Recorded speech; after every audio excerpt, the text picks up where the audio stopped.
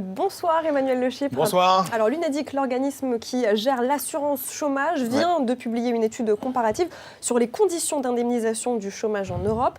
Est-ce que, comme on le croit souvent, le système français est l'un des plus généreux ?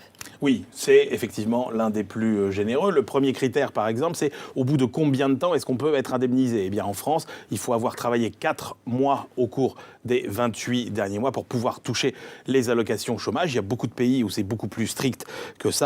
Par exemple, la durée d'affiliation, c'est 1 an minimum la plupart du temps, voire 2 ans dans des pays comme l'Irlande ou l'Italie. Il n'y a que le Luxembourg et les Pays-Bas qui ont des durées d'environ 6 mois comme nous.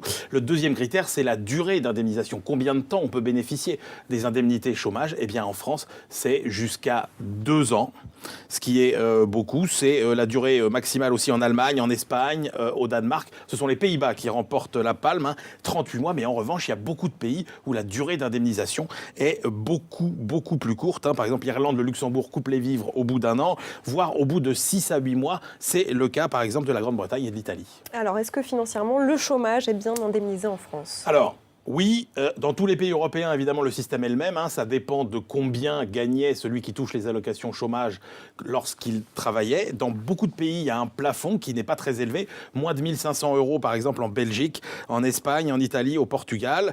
Il est supérieur, évidemment, dans beaucoup d'autres pays, mais c'est la France qui décroche la palme. 6 161 €. Ça concerne une très petite population, les gens qui gagnaient plus de 11 000 € par mois quand ils étaient actifs. Dans la plupart des autres pays, on est nettement en dessous de 3 000 €.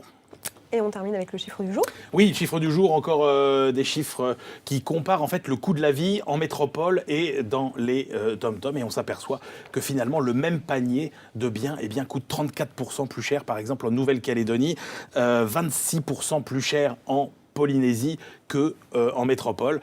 C'est effectivement un des problèmes du pouvoir d'achat dans les dom-toms. Avec en revanche des pays comme la Martinique, Guadeloupe, Réunion, on est plutôt aux alentours de 10% de surplus. Merci Emmanuel Le Chypre, c'était l'écho du soir.